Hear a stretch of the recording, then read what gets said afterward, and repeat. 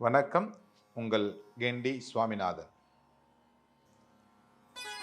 மனிதனும் தெய்வமாகலாம்.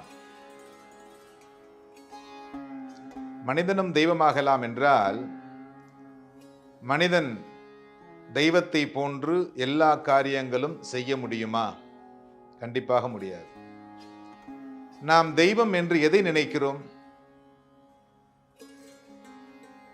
வானத்திற்கும் பூமிக்கும் ஒரு உருவம், நிறைய ஆபரணங்கள், கேட்ட வரத்தை கேட்டவுடனே அளிக்கக்கூடியவள் இல்லை அளிக்கக்கூடியவர்.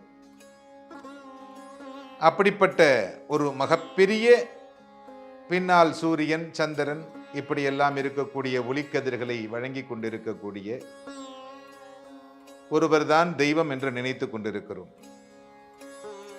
இது உண்மை என்றால், அந்த தெய்வம் கோயில்களிலே சென்று கேட்கின்ற பொழுது உங்களுக்கு எல்லாவற்றையும் வாங்கி வாரி வழங்க வேண்டும் அல்லவா?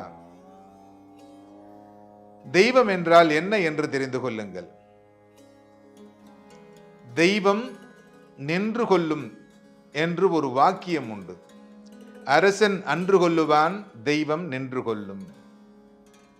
தெய்வம் நின்று கொள்ளும் என்றால், தெய்வத்தை எப்படி நாம் வணங்க வேண்டும், எப்படி பூஜிக்க வேண்டும், தெய்வத்தை எங்கே தேட வேண்டும்? உங்களுக்குள் நீங்கள் தெய்வத்தை தேட வேண்டும். மனிதன் எப்படி தெய்வமாகலாம்? ஒரு குழந்தை அழுது கொண்டிருக்கிறது, அது உங்களுடைய குழந்தை, அது பாலுக்காகத்தான் அழுகிறது என்று அந்த தாய்க்கு தெரியும். அதனால் உடனே அந்த குழந்தைக்கு அவள் பால் கொடுக்கிறாள். அது கடமை. அது உங்களுடைய கடமை. தாயினுடைய கடமை குழந்தைக்கு பால் கொடுப்பது. அதால் அவளுக்கு புண்ணியம் கிடைக்குமா என்றால் கிடைக்காது.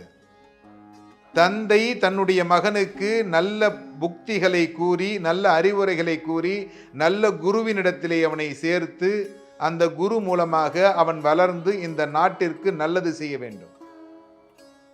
அது அந்த தந்தையினுடைய கடமை. ஏனென்றால் இந்த உலகத்தில் ஜீவிக்கின்ற அனைத்து ஜீவராசிகளையும் ஒரே மாதிரி போல் பாவிக்க வேண்டும். இது வள்ளலார் மிக அருமையாக சொல்லியிருக்கிறார். வாடுகின்ற பயிரை கண்டு மனமுருகியவர்.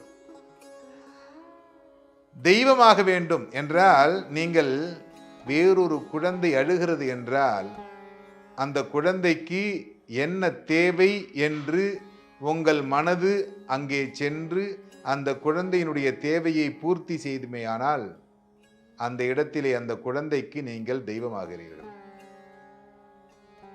ஒரு நன்றாக கல்வி செல்வத்தை ஈன்றக்கூடிய, நன்றாக படிக்கக்கூடிய ஒரு குழந்தைக்கு அவருடைய தந்தை தாயால் படிக்க வைப்பதற்கு வசதி இல்லாமல் இருந்தால், அந்த இடத்திலே அந்த குழந்தைக்கு படிப்பதற்கு தேவையான வசதிகளை செய்து கொடுத்தீர்களேயானால், அந்த குழந்தைக்கு நீங்கள் தெய்வமாகிறீர்கள்.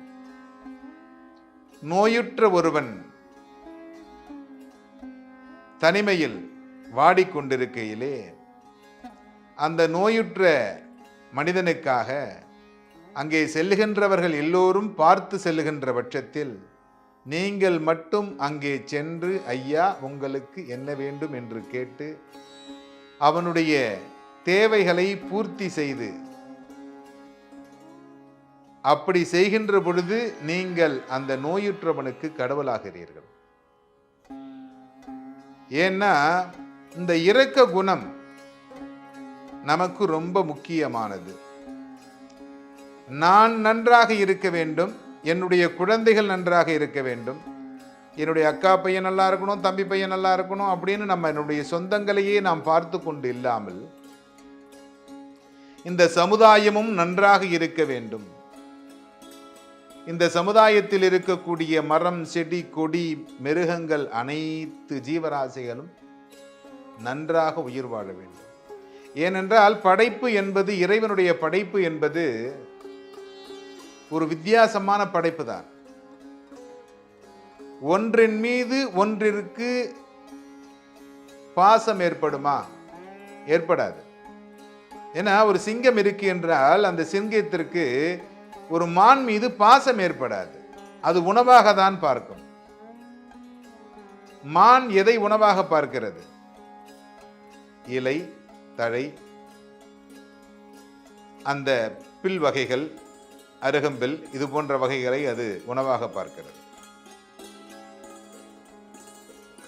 அது மாதிரி ஒன்றன் மீது ஒன்று பாசம் வைப்பதற்கு முடியாது.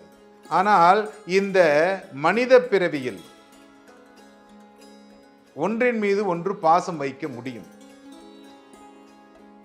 இதற்கு ஒரு அருமையான கதையும் இருக்கிறது. ஏனென்றால் இந்த பாசம் என்பது நமக்கு மிக முக்கியமானது. நிறைய பேர் என்ன சொல்றாங்கன்னா, என்னுடைய கணவன் நான் சொல்வதை கேட்பதில்லை, என்னுடைய கணவனை நான் எவ்வளவு முயன்றாலும் திருத்த முடியவில்லை அப்படின்னு சொல்லிக்கிட்டு இருக்காங்க. இது தவறான கருத்து. அன்பு எங்கு இருக்கிறதோ அங்கு கண்டிப்பாக அவர்கள் சரணாகதி அடைவார்கள். குழந்தையாக இருந்தாலும் பெரியவர்களாக இருந்தாலும் அன்பை நாடியே செல்லுகிறார்கள். அன்பான ஒரு விஷயத்தை அவர்கள் தேடுகிறார்கள்.